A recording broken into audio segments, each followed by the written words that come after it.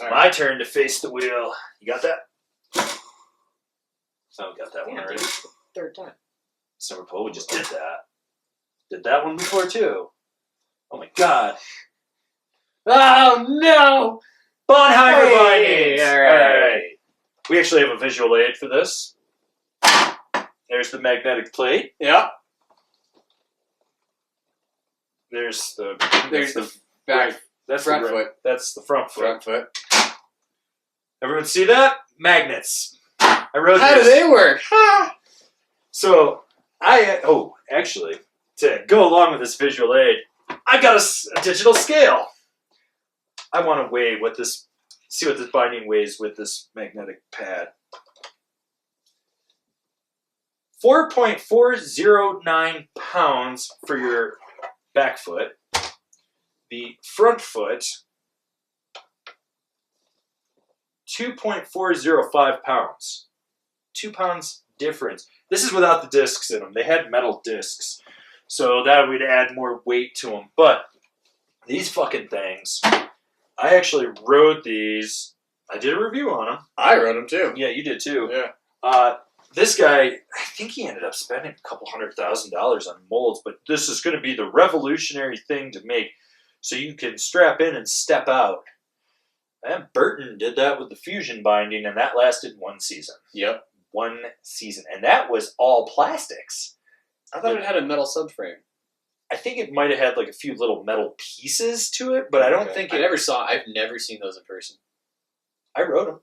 I would love to have a set just for the Novelty. ridiculous, the novelty version of it. But I keep these around for any time someone says they want to make a binding and they do it. I'd like to put this out and show it to them and be like, this thing's a fucking crock of shit. Mm-hmm. So the guy that wanted to invent these, like, he tried. I'll give him that. He put a lot of money into it, but it was never going to be you were never going to get the money back. And like, so most of the parts on this binding are actually sourced from China. Like, they're all OEM, and you can just order these parts for binding. So like, I believe the ratchets are older Raiden ratchets, like first gen, and then the toe strap, I want to say it was like a Flux or an Agency strap, which looks like Agency. Yeah, that's kind of what I was thinking. And the high back, it's a different version, but I can't remember what brand it was. It was like some generic ass brand. But these things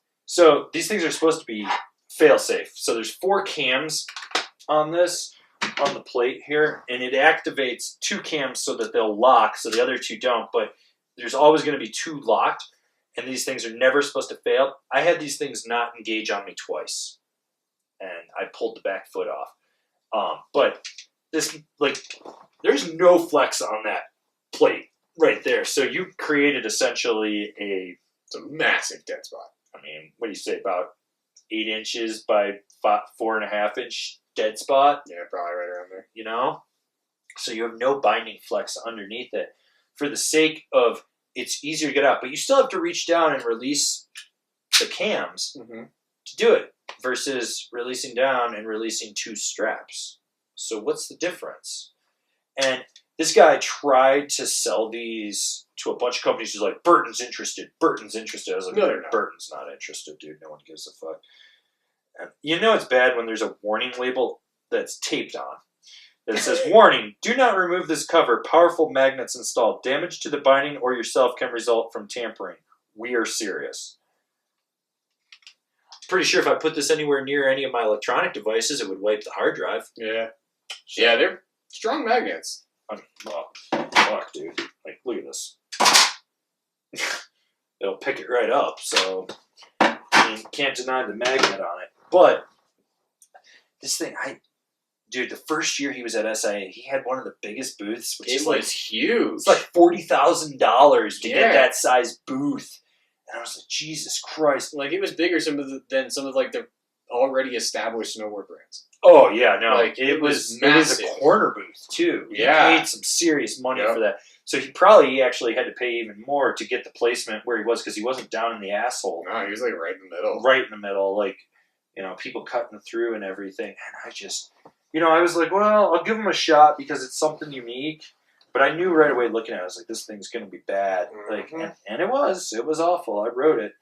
And, he never asked for them back. And that's how come I have a pair of these. And they were pricey, too. I think they were like $249 or $299 or more. I can't remember. This is the base model. There's one that was higher end with a higher end strap. I don't remember. I try not to. Yeah. And these things, but what did you think when you rode them? They were just clunky. I never had an issue with the actual mechanism, and for me, they worked as advertised, but they're just heavy and clunky, and like I said earlier, talking about the launch face huggers, like, if you want to get into your binding fast, there are options out there. Use them. Yeah. You don't need to do anything else. Like, Flow started in 1996. They've had over 20 years of work on that binding. It works pretty fucking good now. Like, you seriously think in your garage you're going to come up with something better using magnets? No. You're not. No. Burton put probably a few $1 million into Step-On. You don't have that. No. So the other thing was he actually didn't design the binding. He designed the concept and then was working with China to do it. And that's why everything's so clunky. Yeah. And the funny thing was, actually, now I remember where the high back's from. It's an old Ride Tomcat. Same thing with the heel cup and the base tray. The design came off of an old Ride binding from, let's see, I was 2021 when that came out, so that was 15 years ago. Yeah. I was going to say like early 2000s. Oh, yeah, it was like turn of the century. Mm-hmm. Yeah, I remember them. Because everyone was trying to get me on them because they were supposed to be like the strongest and lightest. And I was like, these things are fucking heavy as shit. That's back when Ride was like really, really heavy. Yeah, they were. And yeah, no, these things, just a poor design. And then the best was like, he designed them and he was selling them. Then he went and tried to do a Kickstarter or crowdfunding for it and couldn't get it. Right. And it just... Evidently, he's like, and no shop wanted them. So, it was just, these things were just retardedly freaking just counterintuitive to snowboarding. And I use that term retardedly as in like what it means, to impede or hinder. They are so counter to what you would want in snowboarding. And it's just... I mean, and again, you're complicating what should be simple. Simple. You have more moving parts. On top of the fact, they don't sit level. You do sit higher with your back foot. So now your back foot is sitting higher than your front foot, which is going to put even more weird strain on your body because you already naturally tend to favor your front foot for weight when you're riding down the hill, just distributing it. So it wasn't good, but Casey Willax and Crowbar actually rode for him because the guy paid for. That's right. He paid for them to go to Mount Hood for a month and film and stuff, so they got a free trip out of it. Yeah, and I remember back in the day, Casey actually would take 2 front bindings because they're not anatomical. Yeah. So then he would flip the straps, and he would ride just the front bindings as if it was them, right, for photos and stuff, which was super funny. That was another thing. Yeah, these things aren't anatomical, so you have the frames are symmetrical. So you just flip. You just take the high back off of the rear with the magnets. You put it on the front one. Yep. Flip the straps. Yep. And you got a left and right binding. Yep. That was pretty much it. Yeah. So you just take everything apart. And the other thing is, like, if you look at the plastic on this and stuff, it's so cheap. It is the cheapest fucking plastic on there. It's the cheapest, like, stamped aluminum. You know, it's not forged, it's stamped, you know. So these things were just, but I keep them around as a constant reminder of how bad these are. But I did like the fact that they put a little traction back here, so you get a little grip on this.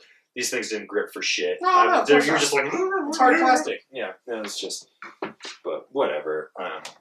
He's not in snowboarding anymore, so we got that going on for us. At least we didn't keep that kooky shit around. God, like looking at that from the side, those high backs are so fucking thick. Oh my god, like they're about an inch thick. Jesus, it's like so ridiculous. Why? And you know what? I wrote them. I reviewed them. I didn't like them. You live, you learn, you move on. Just like we're about to do now, because we're going into another topic.